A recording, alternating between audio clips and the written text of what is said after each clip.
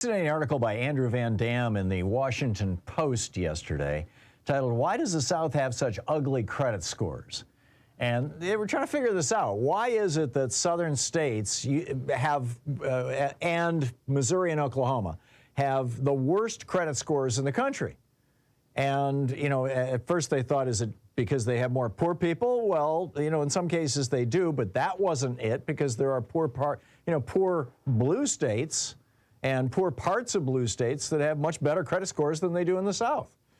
Was it because there's more black people? Is it the result of racism and discrimination? Well, it turns out that there's, you know, blue states that have populations, black populations that are very similar to some red states, and they don't have bad credit scores, you know, so it's not that.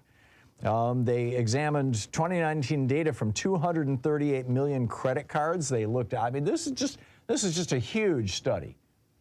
And it turned out the economist Breno Braga at the Urban Institute said, he nailed it. He said, the reason why credit scores are so low in the South has got to be connected to medical debt.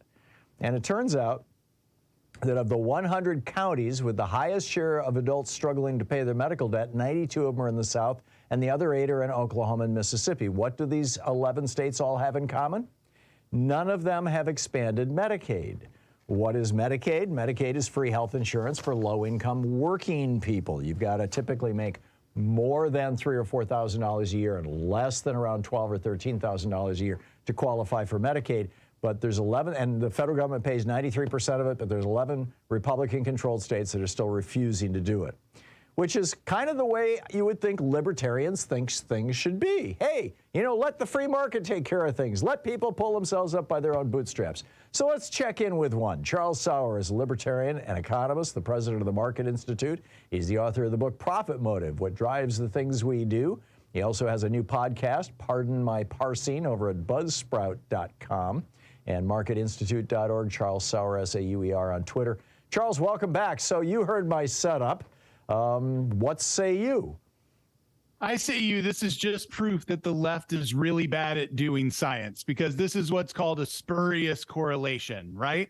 So we take two things that the left doesn't like, and then they must be correlated, or they must be caused together. They are correlated. I'll agree with that. I've looked at the statistics. They're correlated. But the fact is if we go to today's world in 2022, medical debt's no longer reported on your credit score. If we also look at the fact that will be effective in a year, and that's medical debt under $500, and that in part is because of this problem of red states not expanding Medicaid and causing medical debt.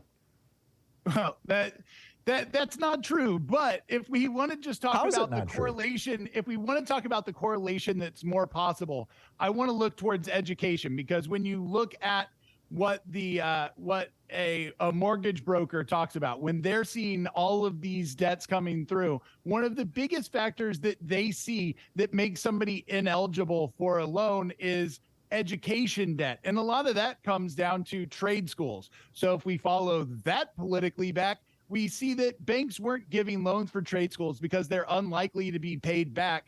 But then the Obama administration said, you know what? I want to take over this debt, and I want these people to go to trade schools. Well, what they're seeing is the same. So I blame the Obama administration. You blame healthcare. They both are spurious correlations. And if you read these articles closely, there's absolutely no tie to medical debt except for the correlation. And we need to separate correlation and causation. It's just not the same thing. Well, you're making the same argument the tobacco companies make, that you can't, you know, that when lung cancer pops up, it doesn't have a little flag that says I was caused by Marlboro or Camels.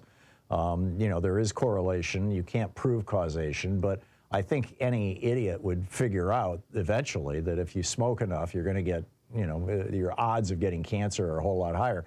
Here we have 11 states that have said to people who are making between $2,000 a year and more or less $13,000, $14,000. It varies from state to state, but that's the general range. Low-income working people have said to them, screw you, we're not going to pay even 1 penny of your health costs. And those people are going deeply into debt, medical debt, and the consequence of that is that they have, not only do they have crappy credit scores, but it's tainting their entire states. I mean, how can that not be obvious to you, Charles? And how is it that as a libertarian, you wouldn't reconsider your libertarianism and say, hey, wait a minute, you know, these people's lives are being ruined by this. Well, I mean, how can this be a reasonable policy? We just went from bad science to Mystery Science Theater 3000, where you're putting words into the people's mouths. What they're doing is, they're protecting their government's long-term budget, because the federal government said, yes, you can expand. We'll pay for it for a few years. And then we're no longer going to pay 80% forever. Even 93% for the first 10 years, 80% forever.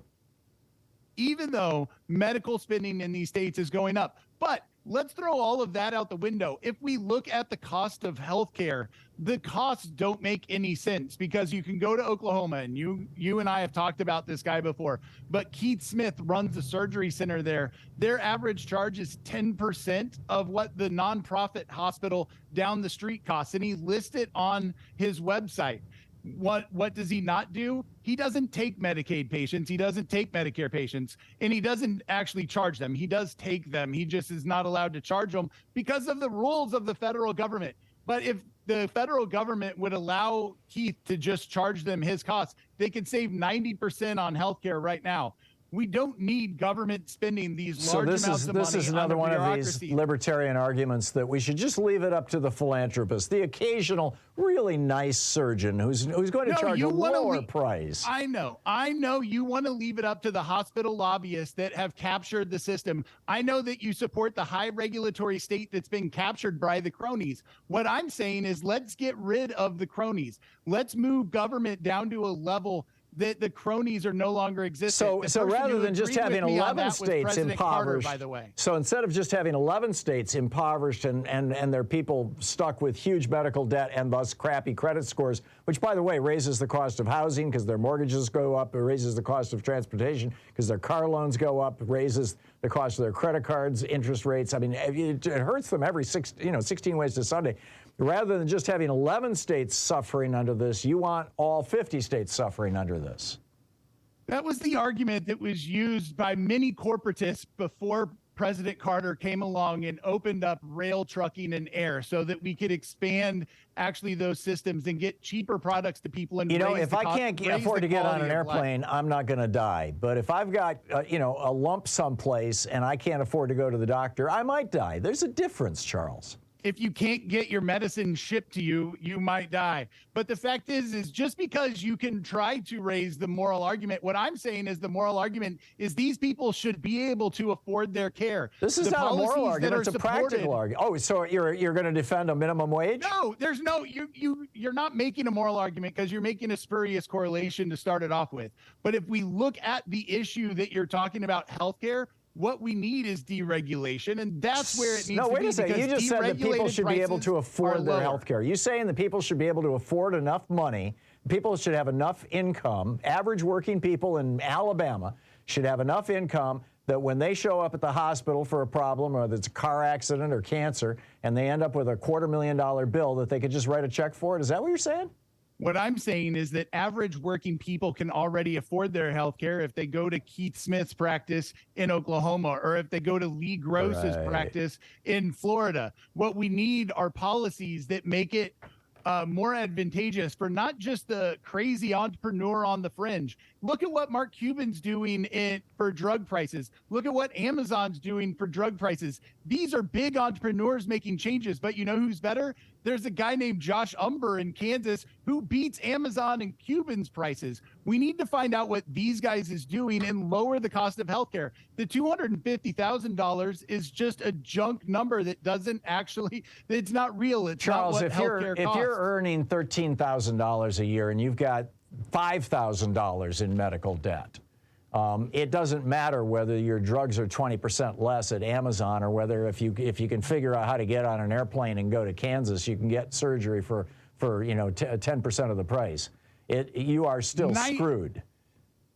That's just untrue. The first people that called up Keith Smith when he put his prices online were Canadians. They were like, he picked up the phone and he's like, yeah, this is our cash price. You can come down here and get that surgery today. And those are people that have free health care. You know, The Ron fact Paul is used to that the take chickens in payment. I mean, you know, when he was a doctor, he was actually a doctor. And Ron Paul in the presidential debate talked about how when he was a doctor, he would take chickens in payment occasionally. I mean, you know, that's your solution? Rural doctors still do that. They still barter and trade for what's needed. But no, Keith Smith runs a real surgery center. When he was the first person to do it, it was like 15 years ago now. Now there's more than 100 of these around the country. You're not hearing about it because of the corporate lobbyists that you're supporting. Okay. All right. I'll leave you with the last word. Charles Sauer, his book, Profit Motive, What Drives the Things We Do. Check out his podcast, Pardon My Parsing, at buzzsprout.com. Charles, thank you for dropping by.